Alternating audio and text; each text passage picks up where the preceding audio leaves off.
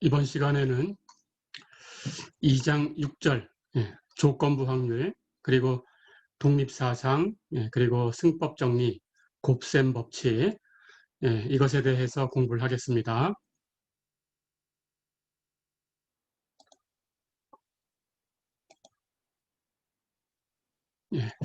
어떤 두 개의 사상이 그 발생할 확률이 서로 영향을 주지 않으면, 그러면 두 사상은 서로 독립이다, 이렇게 얘기한다고 했어요. 자, 그런데 이번에는 어떤 사상이 발생할 확률이 다른 사상이 발생할 확률에 영향을 주는 경우가 있겠죠. 그런 경우에 대해서 일반적인 곱법칙, 이것을 공부해 보려고 합니다. 자, 그럴 때 서로 영향을 준다라고 하면 예를 들어서 사상 A와 사상 B의 확률을 계산하려고 하는데, 사상 B의 확률이라는 것이 사상 A의 확률에 의해서 영향을 받을 수 있어요. 그렇다면 사상 A가 발생했을 때 사상 B의 확률은 영향을 받을 거니까, 그 사상 A가 발생하지 않았을 때하고 비교를 하면, 그러면 영향을 받았으니까 조금 확률이 달라지겠죠. 그 확률을 조정된 확률이다, 이렇게 얘기를 합니다. 그것을 우리가 이렇게 얘기를 해요. 사상 A가 발생했을 때 사상 B의 조건부 확률이다, 이렇게 부릅니다. 자, 사상 B의 확률은 사상 A가 발생한 것에 의해서 영향을 받았어요. 그래서 그 확률이 조정됐어요. 사상 A가 발생하지 않았을 때하고 비교를 하면 조정됐어요. 자, 그래서 사상 B의 그 조정된 확률을 우리는 조건부 확률이다, 이렇게 부를 텐데, 이름을 사상 A가 발생했을 때 사상 B의 조건부 확률이다, 이렇게 부릅니다. 이게 이름이에요. 자, 그리고 기호로는 이렇게 쓸 거예요. P, B, A 이렇게 쓸 거예요. 자, 그러니까 이 기호는 앞에 있는 B의 확률이다 라고 생각하면 돼요. 그런데 이렇게 수직선을 하나 긋고 A라고 쓴 것은 A가 발생했을 때 B의 확률이다, 그런 뜻입니다. 이 기호를 기억해 두세요. PBA라고 쓰는 기호는 A가 발생했을 때 B의 확률, 즉 A가 발생함으로 해서 B가 발생할 확률이 조정되었을 텐데, 그 조정된 확률, 그것을 조건부 확률, 이렇게 부른다고 했어요. 이렇게 기억하시면 됩니다. 자, 그러면 그 조건부 확률이라는 걸 가지고 이제 두 개의 사상 A와 B가 동시에 발생할 확률을 계산할 거예요. 동시에 발생한다라는 것은 교집합이 발생할 확률이죠. 그래서 기호로 이렇게 씁니다. PA 인터섹션 B 이렇게 쓸 거예요. 자, 그러면 A와 B가 동시에 발생할 확률이다, 그런 뜻이에요. 즉 집합으로 표기하면 A 인터섹션 B의 확률이다, 그런 뜻이고, 교집합이니까 A도 B도 같이 동시에 발생하는 거죠. 해서 A와 B가 동시에 발생할 확률, 이렇게 생각하시면 됩니다.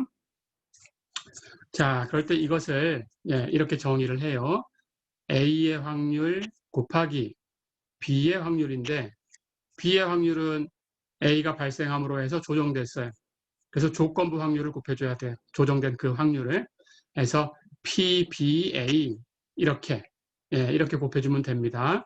이것이 정의다라고 생각하면 되겠어요. 자, 그렇다면 같은 이유로 우리 집합적으로 A 인터섹션 B라는 것은 교환이 성립하죠. 순서를 바꿔도 같지요.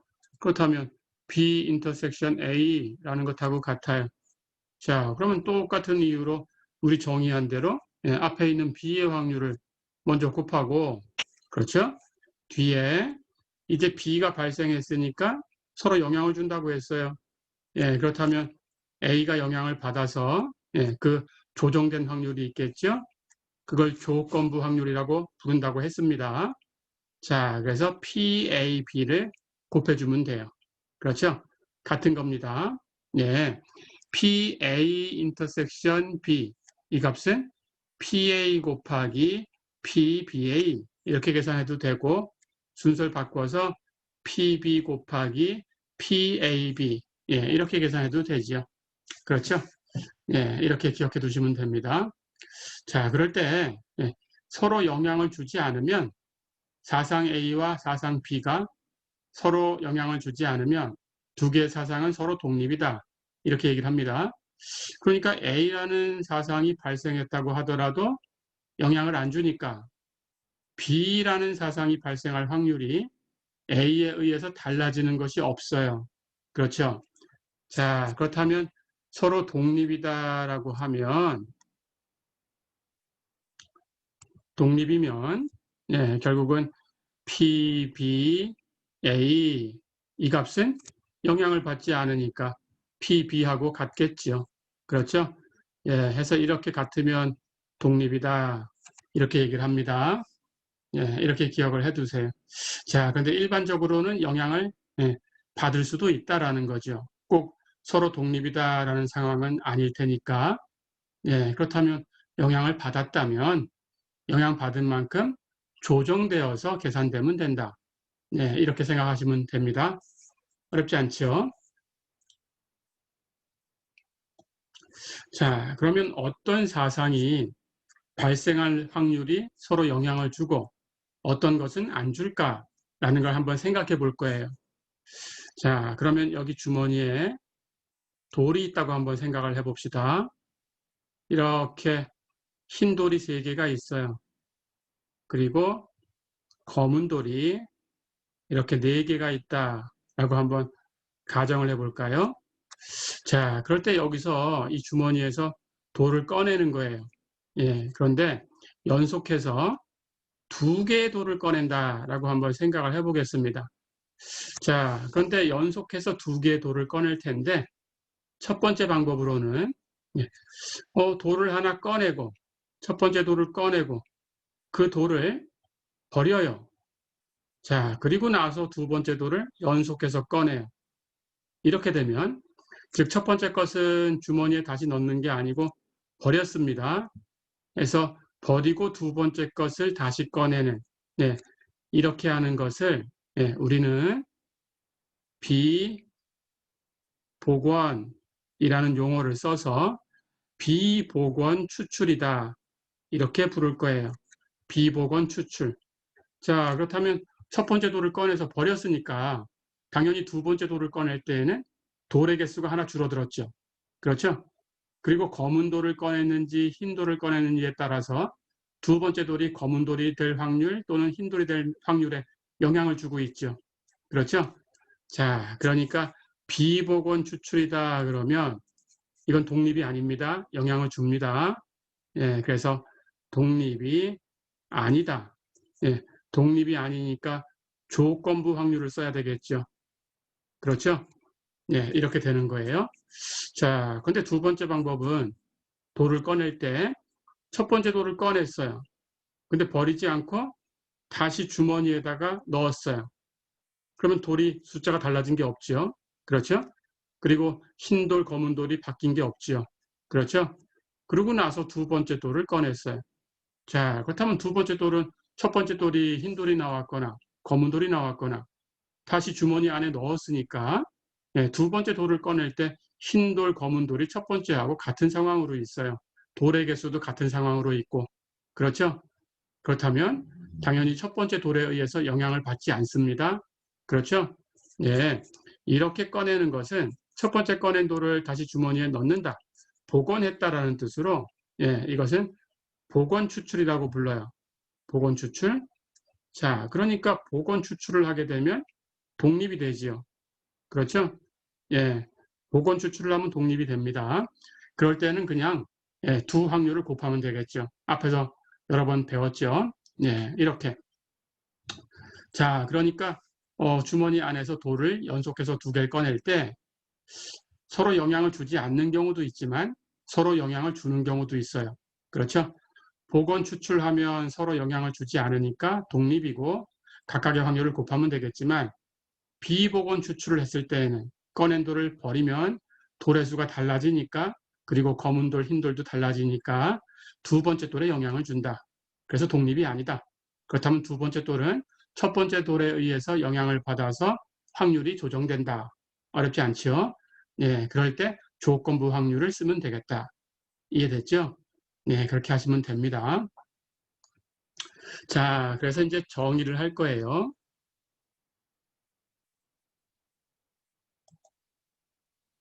사상 A가 발생했을 때 사상 B의 조건부 확률, 즉 사상 A가 발생한 것에 의해서 영향을 받아서 조정된 그 조건부 확률. 예, 그것은 기호로 이렇게 쓰기로 했지요. PBA.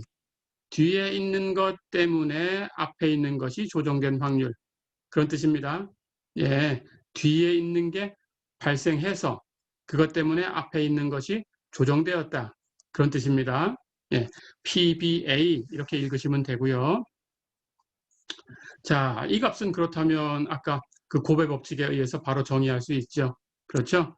PA 인터섹션 B가 예, PA 곱하기 PBA 이렇게 된 거니까 당연히 PBA는 나눠주면 되겠죠.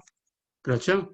그래서 나눠서 PA분의 PA 인터섹션 B 예, 이렇게 정의를 한다. 이렇게 알아두세요. 자, 그러니까 뒤에다가 이렇게 선 긋고 A라고 이렇게 쓰는 이 기호를 선택한 이유가 계산하는 방법을 보니까 보이죠? 결국은 이 뒤에 있는 것이 이렇게 분모로 가는 것처럼 보이게 돼요. 그렇죠? 그래서 이런 기호를 사용한 겁니다. PBA는 뒤에 거 확률 분의 교집합의 확률. 이렇게 기억해 두세요. 뒤에 것의 확률 분의 교집합의 확률. 이것이 조건부 확률이다. 어렵지 않죠? 이렇게 기억하시면 되겠습니다.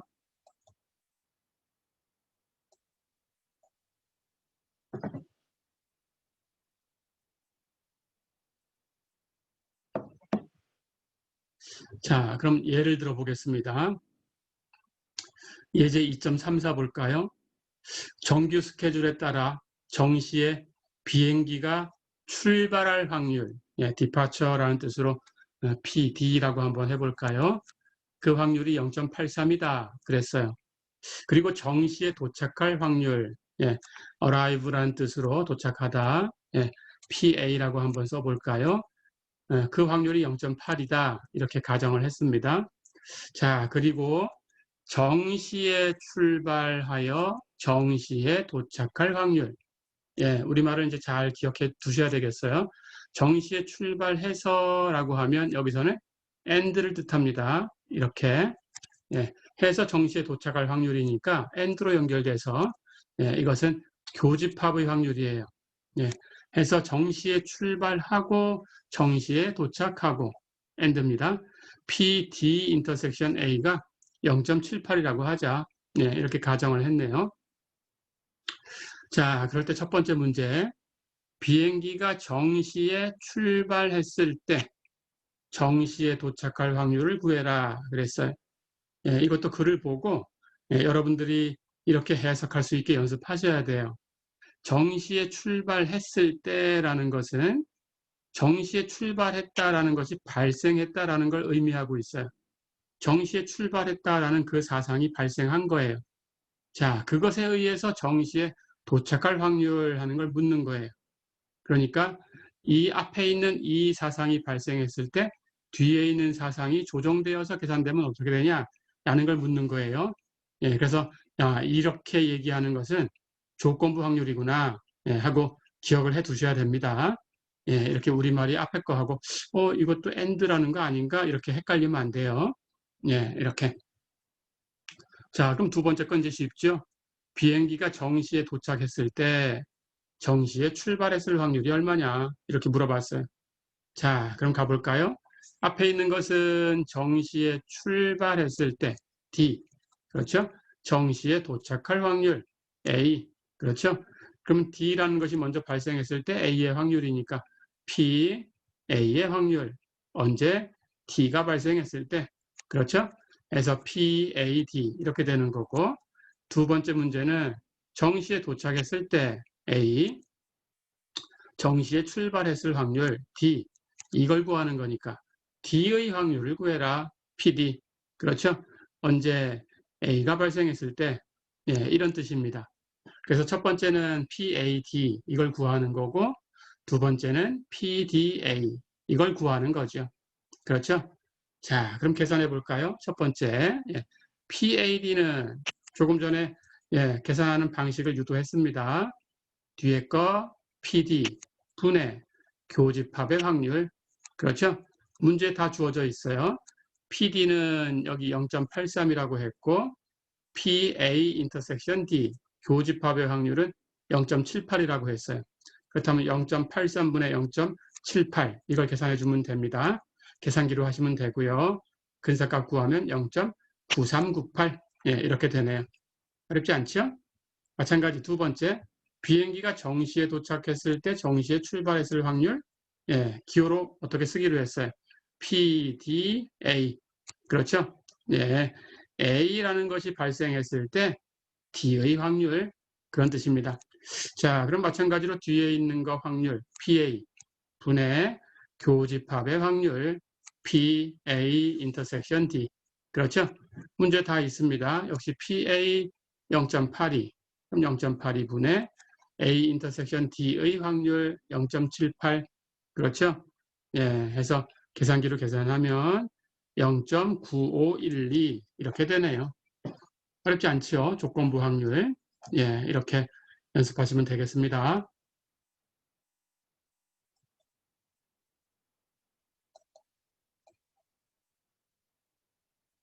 자, 문제를 하나 더 풀어볼까요? 예제 2.35 보세요. 어느 방직 공장에서 생산하는 옷감에는 두 가지 형태의 분량이 있는데 길이 분량과 직조 분량이 있다라고 했어요. 길이 분량일 확률은 PL이라고 쓸 거고 0.1이다 그랬어요. 직조 분량일 확률은 PT라고 쓸 거고 0.05다 그랬습니다. 자, 그리고 두 분량 모두 교집합이죠. 그럴 확률은 PL 인터섹션 T가 되겠죠. 0.008이다 그랬어요. 자, 그럴 때 임의로 선택한 옷감이 길이 분량이었을 때 L, 그렇죠? 이것이 직조 분량일 확률이 얼마냐? T, 그렇죠? 자, 그렇다면 L이 발생했을 때 T의 확률을 구해라 라는 거죠. 그러니까 PTL을 구하는 거죠. 그렇죠? 계산하는 방법, 뒤에 있는 것의 확률, 분의 교집합의 확률, 그렇죠? 예, 이렇게 하시면 됩니다. 문제에 다 주어져 있어요. PL은 0.1, 그럼 0.1분의 교집합의 확률, 두 분량이 모두일 확률, 그렇죠? 0.008. 자, 그럼 그대로 갖다 계산하면 됩니다. 그렇죠? 0.08이네요. 어렵지 않죠? 네, 이렇게 하시면 되겠습니다.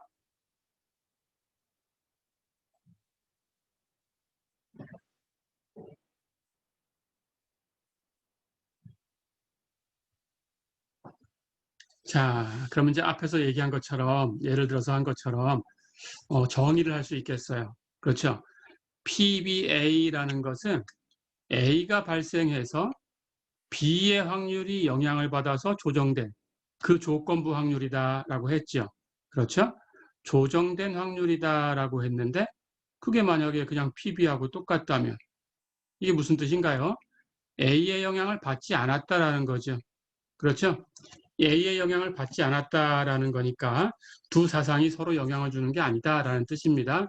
그래서 이렇게 되면 즉 PBA가 PB와 항상 같다.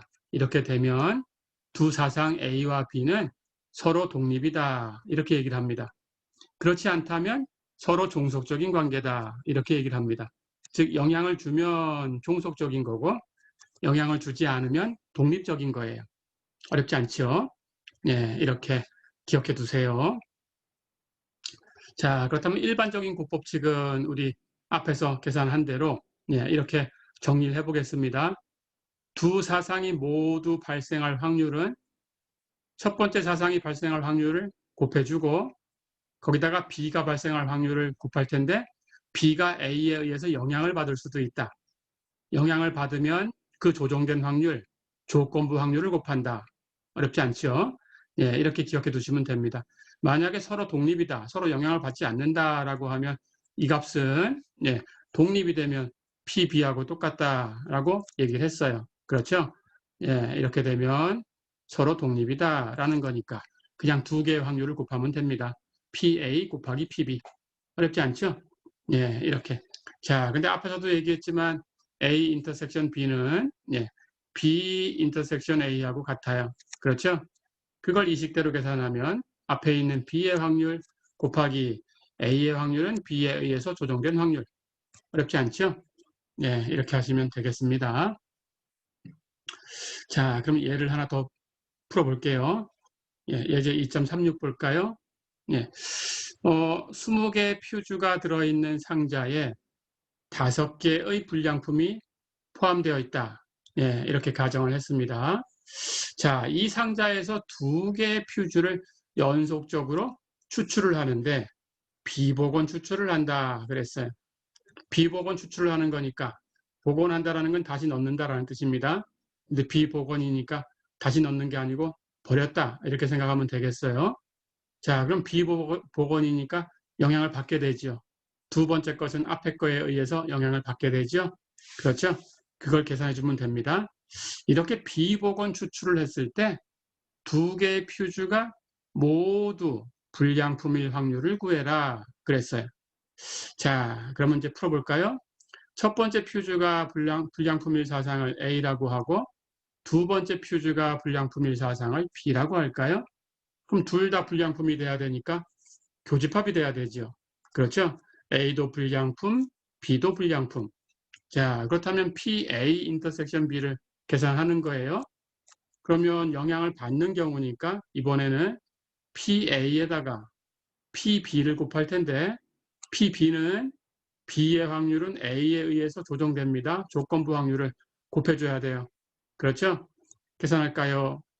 PA는 여기 처음에 상자에 20개 퓨즈가 있는데 불량품이 5개 있어요. 그렇다면 여기서 하나 꺼냈을 때 불량품일 확률이라는 것은 20개 중에 불량품 5개 있으니까 당연히 그 확률은 전체 20분의 불량품 5가 되겠죠. 그렇죠? 자, 그럼 이건 이제 곱하면 됩니다. 그럼 두 번째는 첫 번째 불량품을 꺼냈어요. 그 불량품을 버렸습니다. 그렇다면 그 상자에 20개 퓨즈가 있었는데 하나 꺼내서 버렸으니까 이제 19개가 남았죠. 그렇죠? 근데 첫 번째가 불량품이 나왔어요. 그럼 불량품을 버린 거니까 원래 불량품이 5개 있었어요. 그렇다면 거기서 하나 첫 번째 꺼내서 버렸으니까 이제는 4개밖에 안 남았죠. 그렇죠? 19개 중에서 4개가 불량품이니까 그 중에 하나 꺼냈을 때 불량품이 나올 확률이라는 것은 전체 19분의 불량품 4가 되겠죠. 어렵지 않죠? 그래서 계산하면 5, 4, 20 약분하고 19분의 1이다. 어렵지 않죠? 이렇게 하시면 됩니다.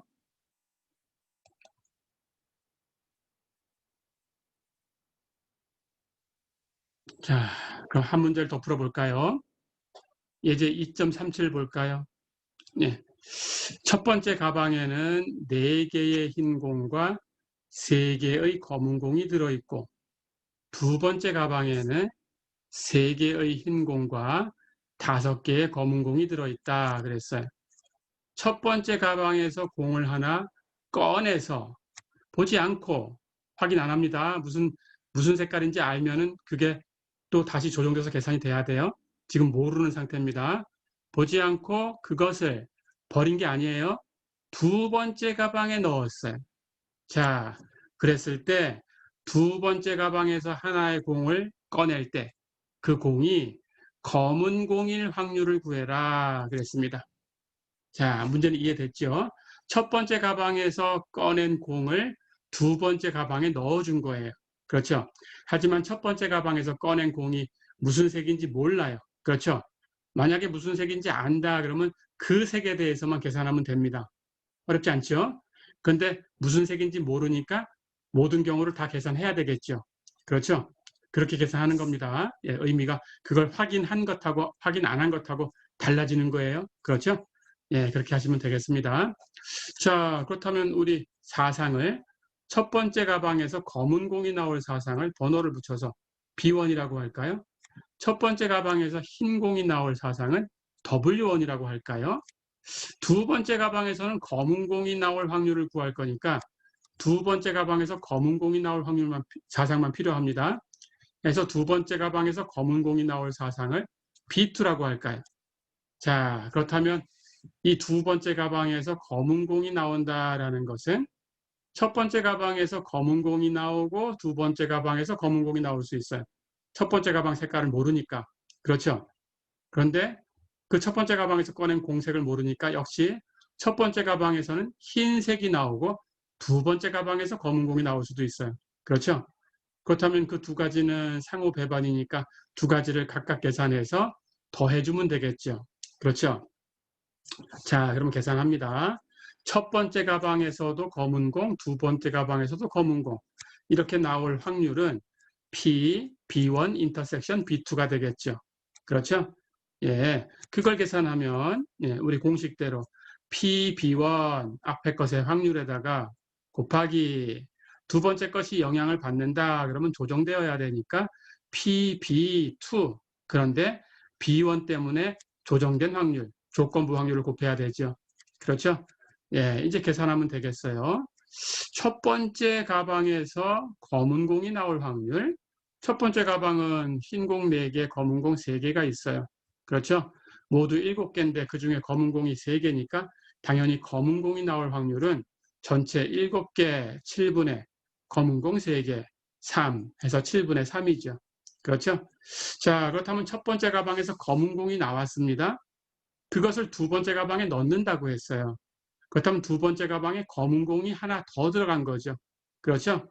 그렇다면 두 번째 가방에는 3개의 흰 공하고 5개의 검은 공이 있었는데 검은 공을 하나 더 넣었으니까 검은 공이 6개로 바뀌었죠. 그렇죠? 그렇다면 전체 공은 9개고 검은 공이 6개로 바뀌었으니까 두 번째 가방에서 검은 공이 나올 확률은 조정되어서 9분의 6으로 바뀌어야 되겠죠. 그렇죠? 자, 그럼 이제 두 개 곱하면 됩니다.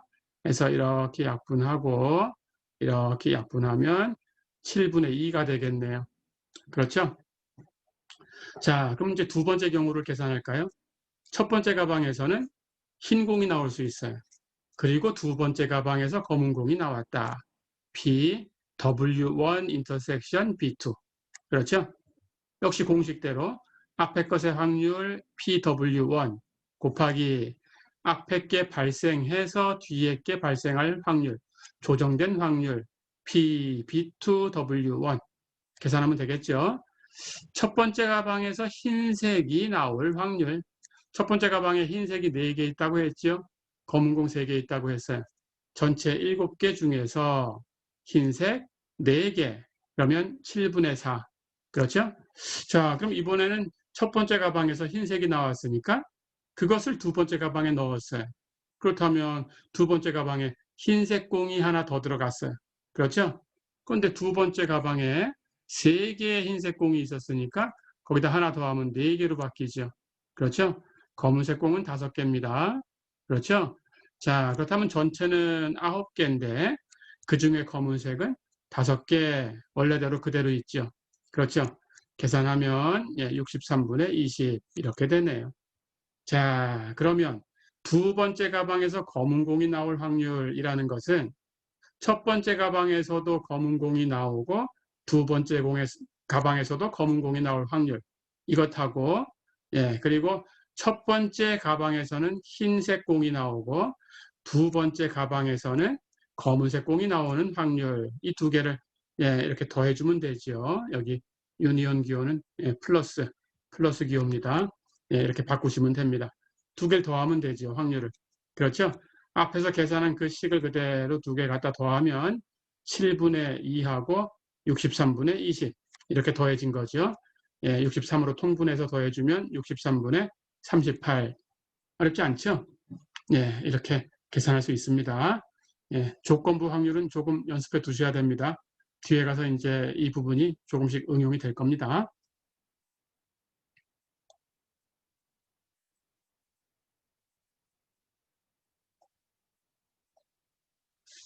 자, 그럼 예제를 하나 더 풀어볼게요. 예, 예제 2.38 보세요. 어느 작은 도시에 소방차 한 대와 앰뷸런스 한 대가 있다. 그런데 소방차가 필요할 때 바로 사용할 수 있는 확률이 0.98, 앰뷸런스가 필요할 때 역시 바로 사용할 수 있는 확률이 0.9이다 라고 했어요. 화재가 나서 부상자가 발생했을 때 소방차와 앰뷸런스를 모두 사용할 수 있는 확률이 얼마냐 이렇게 물어봤습니다. 둘 다 사용한다 그러니까 교집합이죠. 그렇죠? 자, 그런데 앰뷸런스는 앰뷸런스고 소방차는 소방차예요. 서로 영향을 준다라는 말은 문제 없습니다. 그렇다면 영향을 주는 게 없으니까 문제 독립적이다라고 가정을 하면 됩니다. 자, 그렇다면 소방차를 사용할 사상을 B1이라고 해볼까요? 앰뷸런스를 사용할 그 사상을 B2라고 할까요? 예, 그리고 B1과 B2는 서로 독립이다라는 걸 알고 있죠. 그럼 다 됐어요. 자, 그러면 B1 인터섹션 B2 이것의 확률을 계산하면 됩니다. 서로 독립이다라고 했으니까 각각의 확률을 곱하면 된다. 그렇죠? 그러니까 독립이다라고 했으니까 뒤에 있는 PB2는 사실은 PB2, B1에 의해서 조정된 확률, 이 조건부 확률, 이걸 계산해도 독립이니까 그냥 PB2하고 같다라는 거죠. 그렇죠? 예, 이렇게 기억하시면서 풀면 되겠어요. 자, 그럼 앞에 B1의 확률, 예, 소방차를 쓸 수 있는 확률은 0.98, B2의 확률, 앰뷸런스를 사용할 수 있는 확률은 0.92. 됐죠? 두 개 곱하면 됩니다. 계산기로. 예, 곱하면 0.9016 이렇게 되네요. 어렵지 않죠? 예.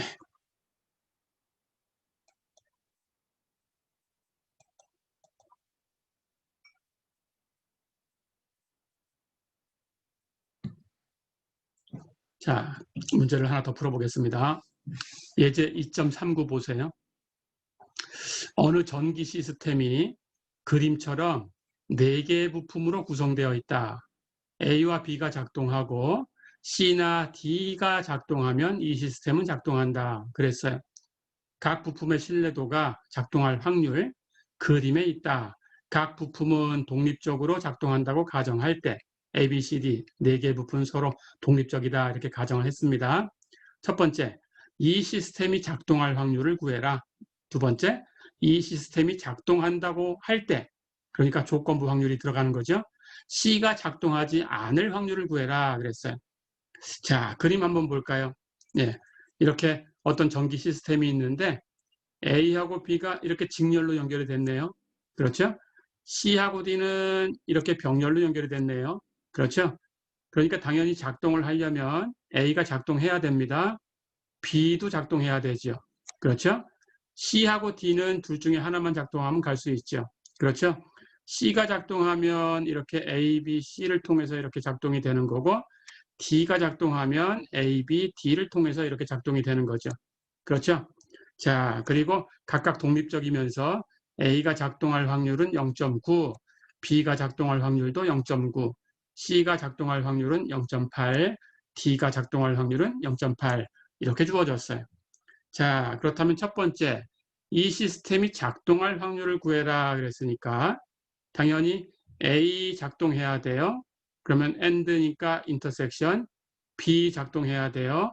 그리고 AND니까 인터섹션, C나 D 둘 중에 하나만 작동하면 됩니다. 그러면 C하고 D는 유니온으로 이렇게 연결되어서 이쪽하고 인터섹션 이렇게 하면 되죠. 그렇죠? 자, 그럼 계산해 볼까요?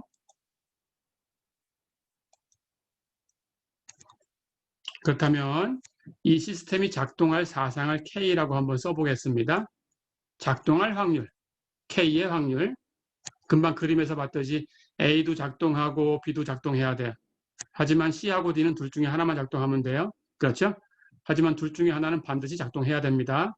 둘 중에 하나만 작동하면 되겠지만 둘 중에 하나는 반드시 작동해야 돼요. 둘 다 작동하지 않으면 안 돼요.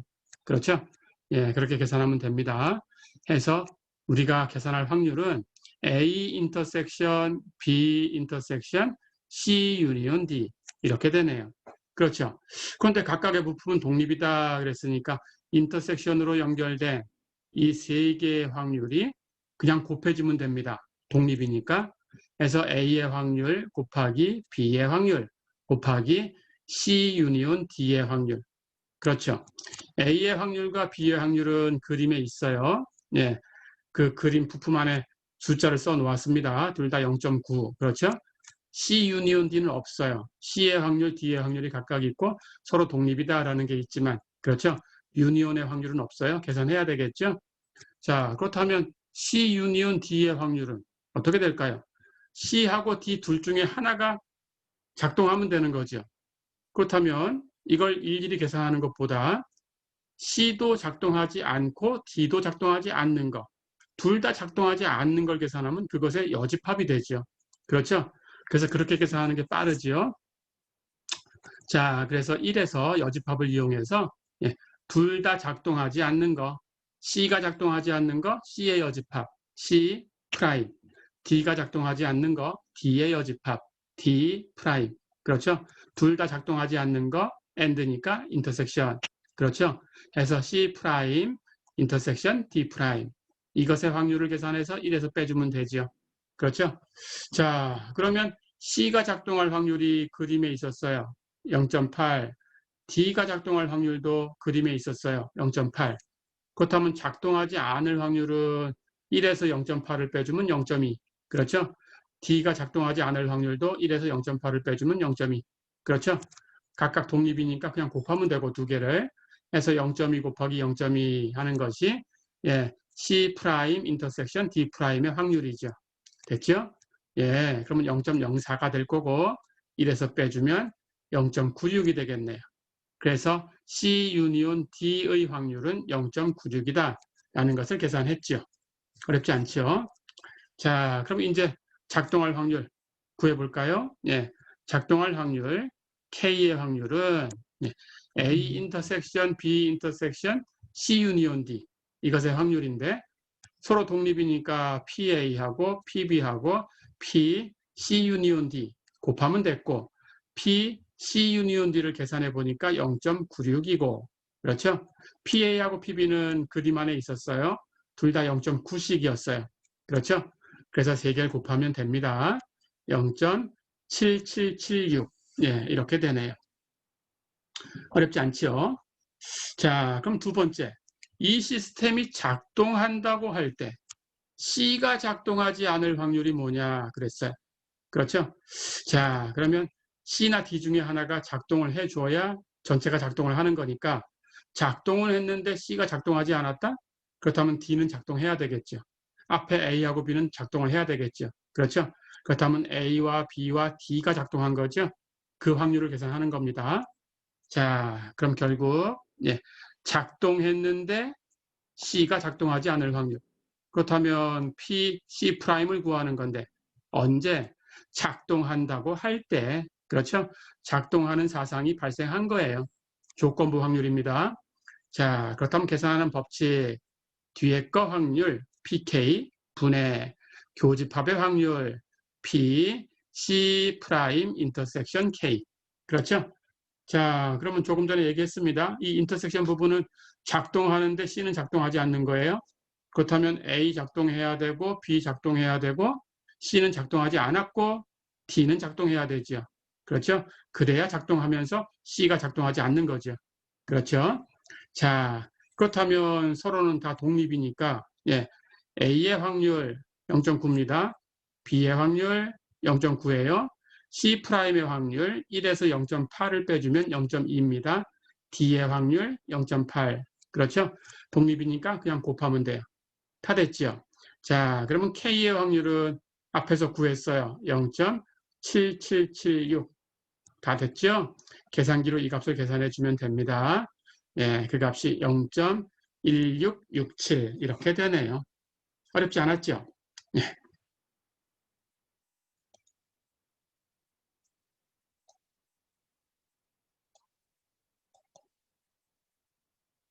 자, 이번에는 2장 7절 베이지 정리에 대해서 배우겠습니다. 베이지 정리라는 것은 여기 제목처럼 전확률이라는 것을 가지고 계산을 하게 됩니다. 전확률의 법칙 또는 총확률의 법칙 이렇게 부릅니다. 자, 그 정리를 하나 얘기를 할게요. 어떤 얘기인지. 우리가 어떤 표본 공간을 가지고 있어요. S라고 할 텐데 그 표본 공간을 분할을 했어요. 자, 우리가 분할이라는 용어를 배웠습니다. 그렇죠? 어떨 때 분할이라고 썼어요? 예, 그 집합들이 전체 집합을 나누고 있어야 돼요. 그러니까 그 각각의 집합을 다 유니온을 계산하면 전체 집합 S가 만들어져야 돼요. 그런데 그 각각의 집합들은 교집합이 있으면 안 돼요. 그렇죠? 상호 배반이 돼야 됩니다. 그런 상황에서 우리가 그 집합을 전체 집합 S를 분할하고 있다. 이렇게 얘기를 한다고 했어요. 그렇죠?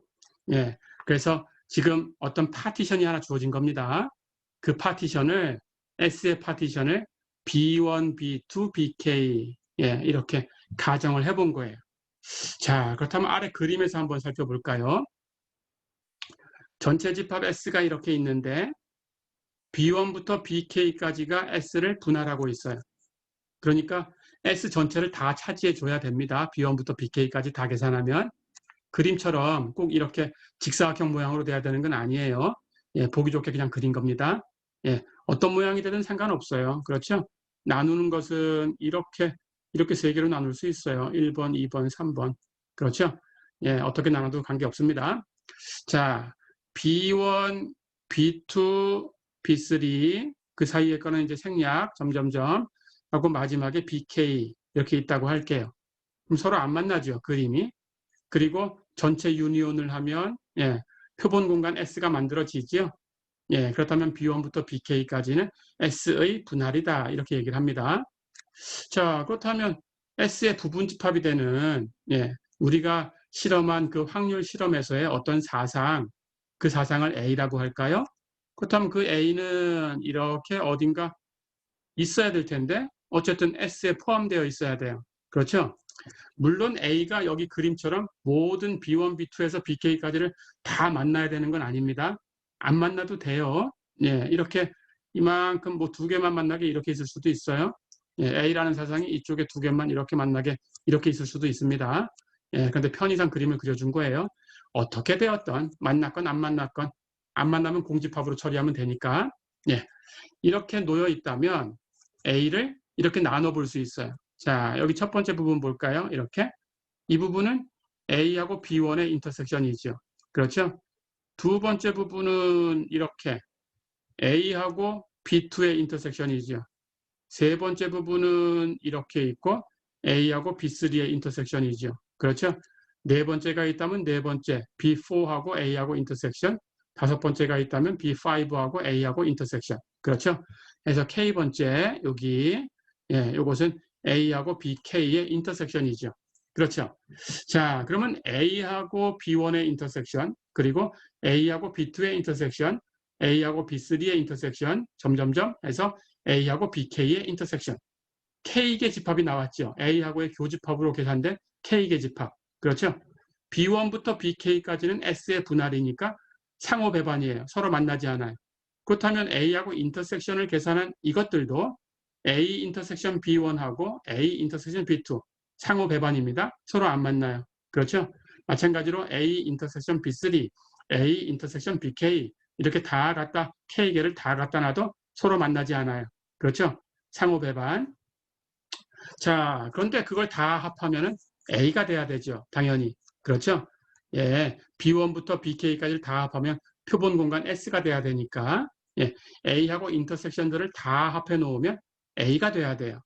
자, 그렇다면 A의 확률은 BI 인터섹션 A를 1부터 K까지 움직여주면 그걸 다 유니온 했을 때 A가 돼야 되는 거니까. 그렇죠? 그렇다면 그것들의 합집합의 확률을 계산한 건데 BI 인터섹션 A의 합집합의 확률을 계산한 건데 상호 배반이니까 그냥 시그마 각각의 확률을 더해주면 돼요. 그렇죠? 예, 그렇게 계산하면 됩니다. 자, 그렇다면 이제 P, BI 인터섹션 A 이것만 계산해 주면 되지요. 인터섹션의 확률 하는 것은 앞에서 배운 대로 예, BI하고 A하고의 인터섹션의 확률이니까 BI의 확률 거기다가 예, A의 확률을 곱할 텐데 BI 때문에 조정된 확률을 곱해줘야 돼요. 그렇죠? 영향을 받으니까 예, 그렇다면 PA, BI 이걸 곱해줘야 되겠죠. 그렇죠? 자, 그럼 이만큼은 이제 다 더해주면 되네요. 예, 이렇게 해서 전체를 다 더해서 확률 계산을 했다. A의 확률을 예, 이렇게 이런 확률을 다 더한 것으로 시그마 계산했다라는 뜻으로 예, 이 법칙을 전 확률의 법칙 이렇게 얘기를 합니다. 또는 총 확률의 법칙 이렇게 얘기를 합니다. 자, 그럼 이 법칙을 기억해 두셔야 돼요. 다시 한번 정리해 보면 PA는 즉 A라는 사상의 확률입니다. 이것은 예, 시그마 i는 1부터 k까지 PBI 곱하기 PABI 어렵지 않죠? 네, 이렇게 기억하시면 돼요. 그림을 생각하시면 어렵지 않습니다.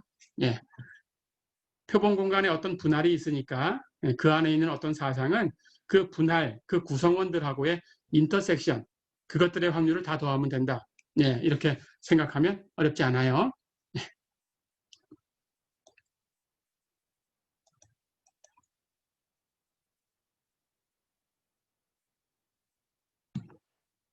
자, 그러면 전 확률을 이용해서 문제를 하나 풀어보겠습니다. 예제 2.41 한번 보세요. 세 대의 기계가 각각 B1, B2, B3 이렇게 있는데 어느 조립 공장에서 그 전체 생산량의 이 기계가 차지하는 부분이 각각 30%, B1이 차지하는 게 30%, 45%, B2가 차지하는 게 45%, 25%, B3가 차지하는 게 25%다 그랬어요. 30%, 45%, 25%니까 다 더하면 100%가 되죠. 그렇죠? 그렇다면 이게 전체입니다. 그리고 각각의 기계는 서로 그냥 그 기계인 것뿐이에요. 영향을 주는 것도 아니고 그렇죠? 교집합이 일어나지 않아요. 기계가 세 대 있는 겁니다. 그렇다면 상호 배반이다 이렇게 생각하면 돼요. 그렇다면 당연히 파티션을 만들고 있어요. 그렇죠? 자, 그렇게 그 세 개의 기계가 전체 생산량의 이 퍼센테이지만큼을 생산해주는 어느 조립 공장에서 각 기계의 불량품 제조율은 역시 각각 B1은 불량률이 2%, B2는 불량률이 3%, B3는 불량률이 2%다 이렇게 알려져 있어요. 자, 그럴 때 완제품 중에서 임의로 하나를 추출했을 때 불량품이 될 확률을 구해라 그랬습니다. 계산할 수 있겠죠?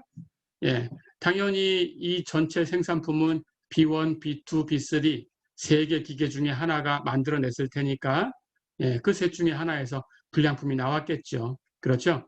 그 확률을 구해봐라 하는 겁니다. 자, 그렇다면 불량품일 사상을 A라고 한번 해볼까요? 우리는 A의 확률을 계산하는 거죠. 그렇죠? 그런데 전체 표본 공간은 S라고 써볼게요. 이렇게 세 개 기계에 의해서 나눠져 있어요. B1, B2, B3. 그렇죠?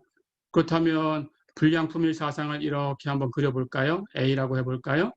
그렇다면 불량품은 B1에서 나왔을 수도 있고 B2에서 나왔을 수도 있고 B3에서 나왔을 수도 있어요. 그렇죠? 그런데 A하고 B1의 인터섹션, A하고 B2의 인터섹션, A하고 B3의 인터섹션.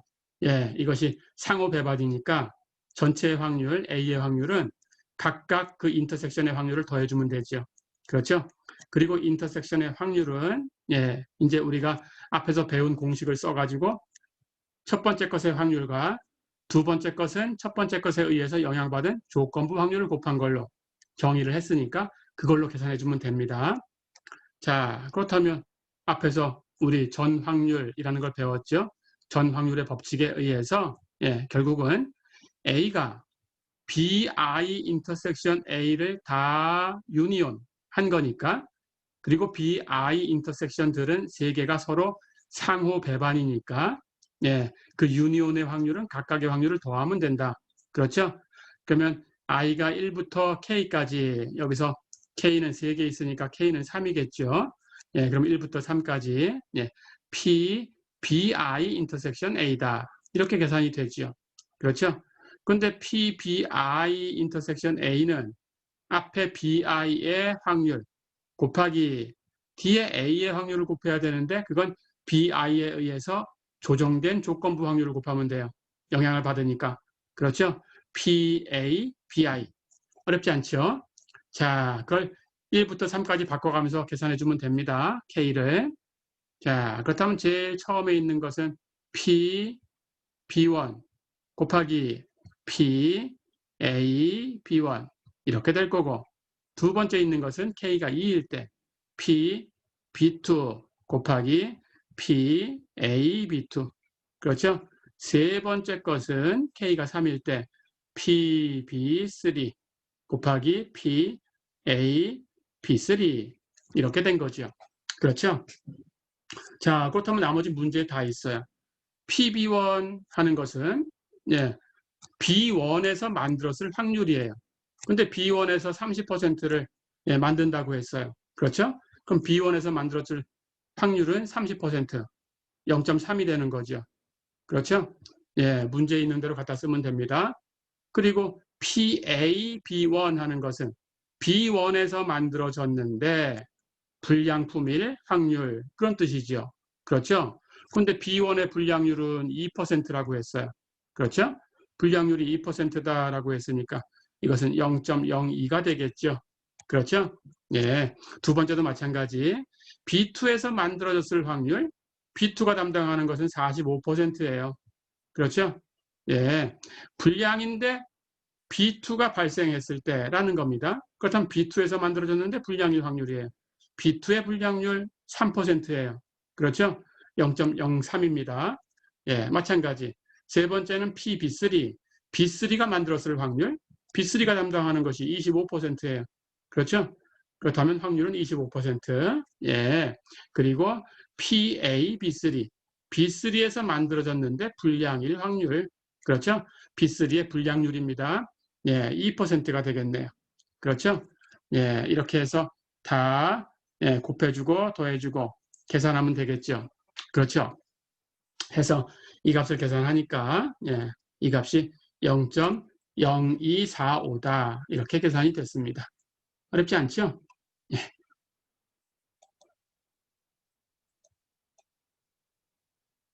자, 그렇다면 이제는 베이지의 정리를 소개를 할게요.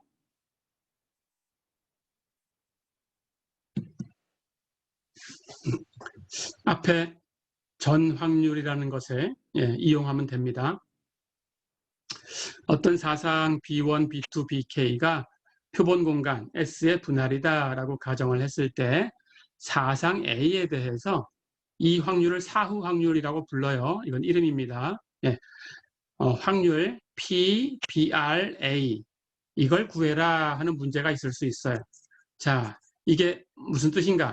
조금 전에 그 A라는 것을 우리가 불량품, 예, 그게 발생할 사상이다라고 놓았었는데 이걸 불량품이라고 한번 생각을 해보면 돼요. 그러니까 불량품이 나왔을 때 그런 뜻입니다. 불량품이 나왔을 때 그것이 BR에서 만들어졌을 확률, 그런 뜻이에요. 그러니까 그 공장에서 완제품을 하나 꺼냈더니 불량품이 나왔어요. 자, 그런데 원인이 뭔가 알고 싶은 거예요. 어디에서 불량품을 만들었을까? 첫 번째 공장 B1일까? 두 번째 공장 B2일까? 예, 이렇게 알고 싶은 거예요.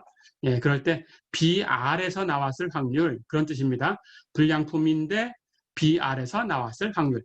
불량품이 발생했는데 BR에서 나왔을 확률. 어렵지 않죠? 예. 자, 그렇다면 당연히 우리 조건부 확률의 정의를 알고 있어요. PBRA는 뒤에 거 확률 PA분의 인터섹션의 확률 이미 알고 있었죠. 그렇죠? 근데 인터섹션 하는 것은 이제 우리 정의대로, 예, BR과 A의 인터섹션 하는 것의 확률은 앞에 거 BR의 확률, 그렇죠? 뒤에 건 A의 확률을 갖다 곱할 텐데 BR이 발생했을 때 조정될 수 있으니까 조건부 확률을 갖다 곱한다. 이렇게 배웠죠. 그렇죠? 예, 마찬가지 PA도 조금 전에 전 확률이라는 걸 이용해가지고 이렇게 갈라놨어요. 그렇죠? 예, 파티션이 하나 주어진 거니까 예, B1부터 BK까지 파티션을 이용해서 A라는 것은 그것들하고 만나는 것들, 이것을 K개, A를 그 K개 조각으로 나눈 거죠. 그렇죠? B1하고 A의 인터섹션, B2하고 A의 인터섹션, BK하고 A의 인터섹션 이렇게 조각을 나눠서 K개 조각을 다 유니온하면 A 전체가 되죠. 그렇죠? 그걸 써서 전 확률을 유도했죠. 조금 전에. 예, 그대로 시그마 i가 1부터 K까지 PBI 곱하기 PABI. 어렵지 않죠? 자, 그렇다면 사후 확률 PBRA는 PA를 전 확률을 써서 바꿔놔서 시그마 i는 1부터 K까지 PBI 곱하기 PABI 분의 위에 거 PBR 인터섹션 A 이것도 조건부 확률을 이용해서 영향을 받는 케이스를 가지고 표현을 해주면 PBR 곱하기 PABR 어렵지 않죠? 예, 이렇게 기억을 해두시면 됩니다. 자, 이렇게 사후 확률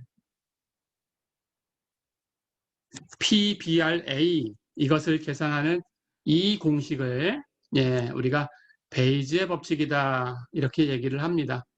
예, 이게 베이지 법칙이에요. 아래 분모 쪽에 있는 거 이게 PA하고 같다. 예, 이게 PA하고 같다라는 이것은 총 확률의 법칙 또는 전 확률의 법칙 예, 이렇게 얘기를 합니다. 예.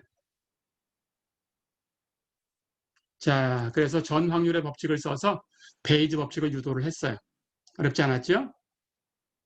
자, 그럼 마저 예를 풀어보겠습니다. 예, 예제 2.42 한번 보세요. 앞에 있던 예제에서 예, 임의로 선택한 제품이 불량품이었다. 그럴 때 이것이 기계 B3에서 제조되었을 확률을 구해봐라. 그랬습니다. 자, 불량품인 사상을 A라고 했었죠? 그렇죠? 그게 먼저 발생한 거예요. A가 발생했을 때 B3의 확률이 얼마냐? 이렇게 묻는 거죠. 그렇죠? 예, 이 조건부 확률을 묻는 겁니다. P, B3A. 그렇죠? 자, 그렇다면 이것은 이름이 사후 확률이다라고 했어요. 이 사후 확률을 계산하는 것은 조건부 확률 정의하고 똑같은 거니까 조건부 확률 가지고 계산하면 됩니다.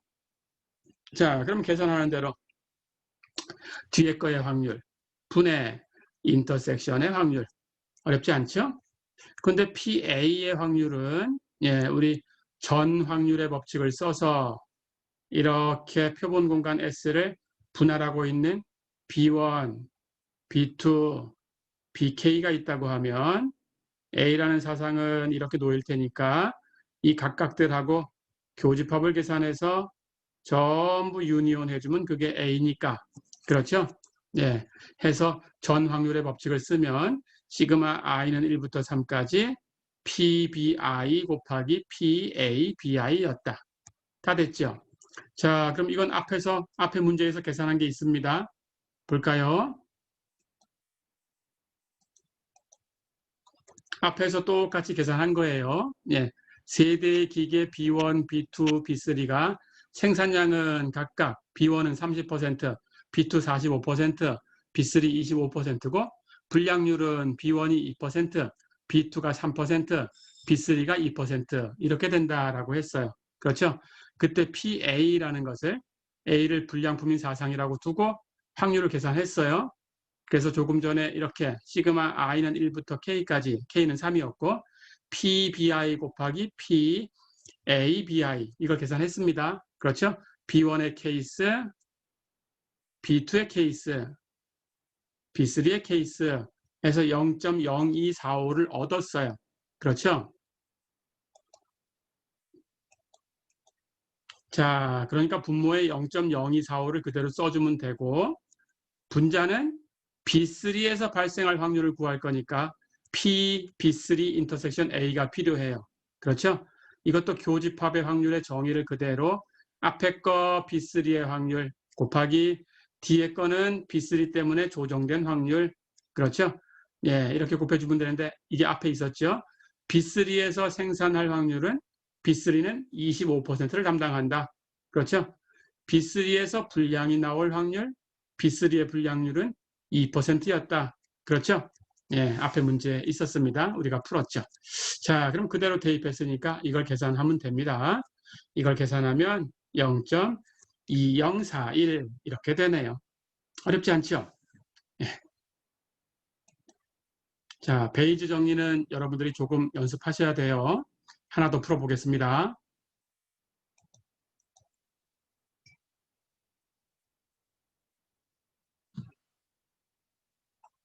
예제 2.43 볼까요?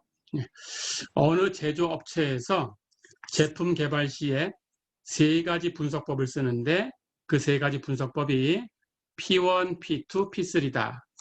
그런데 첫 번째 분석법 P1을 사용하는 제품은 30%, 두 번째 분석법 P2를 사용하는 제품은 전체의 20%, 세 번째 분석법 P3를 사용하는 제품은 전체의 50%다.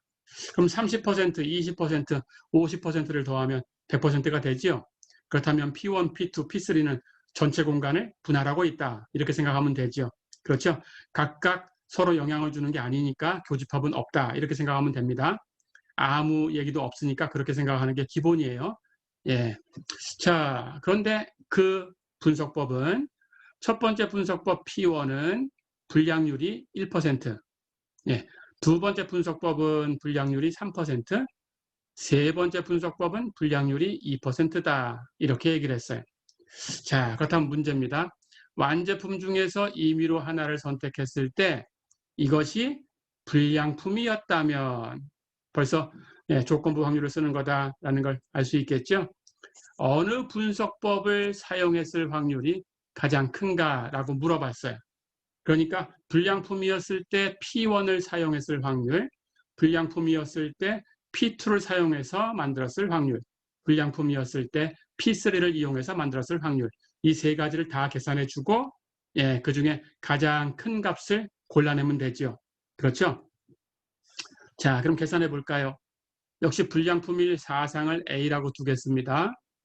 자, 그렇다면 이번에는 표본 공간을 세 개의 집합 P1, P2, P3가 분할하고 있어요.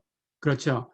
자, 그렇다면 불량인 사상이 이렇게 있다고 하면 불량인데 P1하고 인터섹션 이 부분, 불량인데 P2하고 인터섹션 이 부분, 불량인데 P3하고 인터섹션 이 부분, 이걸 다 유니온하면 A가 되죠. 그렇죠? 그래서 A의 확률을 이것으로 계산하는 거, 그것이 전 확률의 법칙이었습니다. 그렇죠? 자, 그렇다면 PA는 전 확률의 법칙을 쓰면 시그마 i는 1부터 3까지 P, PI 곱하기 PA, PI 이렇게 되죠. 그렇죠? 자, 그럼 첫 번째 거 P1의 확률 곱하기 P1이었을 때 불량일 확률. 이게 첫 번째 거. 두 번째 것은 P2의 확률 곱하기 P2에서 불량일 확률. 그렇죠? 세 번째는 P3의 확률 곱하기 P3에서 불량일 확률. 그렇죠? 예, 문제 다 있어요. 그렇다면 그대로 계산하면 돼요. P1이라는 분석법을 사용했을 확률이 P1이라는 분석법은 제품의 30%에 사용한다고 했으니까 당연히 30%, 0.3. 그렇죠? 근데 P1은 불량률이 얼마냐? 1%, 0.01. 그렇죠? P2도 P2를 사용하는 제품은 20%, 0.2. P2에서의 불량률은 3%, 0.03. 그렇죠? P3라는 분석법을 사용하는 제품은 50%, 0.5. P3에서 불량률은 2%, 0.02. 어려운 거 없죠? 네, 해서 계산해주면 0.019가 되네요. 자, 그럼 전 확률의 법칙을 써서 PA 0.019 계산을 했습니다. 이제 사후 확률을 계산해 볼까요? 불량품이었는데 P1의 분석법을 사용했을 확률. 불량품이었는데 P2라는 분석법을 사용했을 확률, 불량품이었는데 P3를 사용했을 확률. 다 알고 있죠? 베이즈 법칙을 씁니다. 예, 뒤에 거의 확률 PA 분의 교집합의 확률. 됐죠? 교집합의 확률은 정의대로 앞에 거 확률 곱하기 뒤에 거는 조건부 확률. 어려운 거 없죠? 예, PA는 전 확률의 법칙을 써서 조금 전에 계산을 해뒀어요. 시그마 i는 1부터 3까지 PPI 곱하기 PA, PI. 그렇죠? 계산하니까 P1, P2, P3에 해당하는 걸 다 계산해서 더해줬으니까 그 값이 0.019였다라는 걸 우리가 알고 있었습니다. 그렇죠? 예. 그렇다면 P1 첫 번째 것은 요거 그대로 쓰면 되죠. 0.3 곱하기 0.01 이걸 분자에 써주면 됩니다. 계산하면 0.1579가 되네요. 두 번째, 불량품이었는데 P2라는 분석법을 사용했을 확률. 정의대로 뒤에 거 PA분의 인터섹션의 확률. 그렇죠? 인터섹션의 확률은 앞에 거 P2의 확률 곱하기 뒤에 거 A의 확률인데 P2에 의해서 조정된 확률. 어렵지 않죠? 예, 그 값은 여기 가운데 있습니다. 이렇게 0.2 곱하기 0.03. 그렇죠? 분모는 PA 전 확률의 법칙에 의해서 계산한 0.019 똑같이 써주면 되고요. 다 됐죠? 예, 이걸 계산하면 0.3158 이렇게 되네요. 어렵지 않죠? 하나 더 해볼까요? 불량품이었는데 P3의 방법을 썼을 확률. 똑같이 뒤에 거 PA분의 인터섹션의 확률. 인터섹션은 앞에 있는 P3의 확률 곱하기 뒤에 있는 A는 P3에 의해서 조정된 조건부 확률. 됐죠? 예. 그렇다면 그 값은 여기 세 번째 여기 있습니다. 예, 이렇게 갖다 주면 되죠. 0.5 곱하기 0.02. 예, 분모는 똑같아요. PA의 확률이니까. 다시 한 번만 연습할게요. 시그마 i는 1부터 3까지 PPI 곱하기 PA, PI. 계산된 값이 0.019였습니다. 어렵지 않죠? 예, 이렇게 계산하면 0.5263. 자, 그럼 이제 다 비교하면 돼요. 불량품이었는데 P1이라는 방법, 분석법을 썼을 확률은 0.1579네요. 불량품이었을 때 P2 분석법을 썼을 확률은 0.3158이네요. 불량품이었을 때 P3라는 분석법을 사용했을 확률은 0.5263이네요. 세 번째 값이 가장 큰 값이네요. 그렇죠? 그렇다면 세 번째 분석법일 확률이 가장 크다. 어렵지 않죠?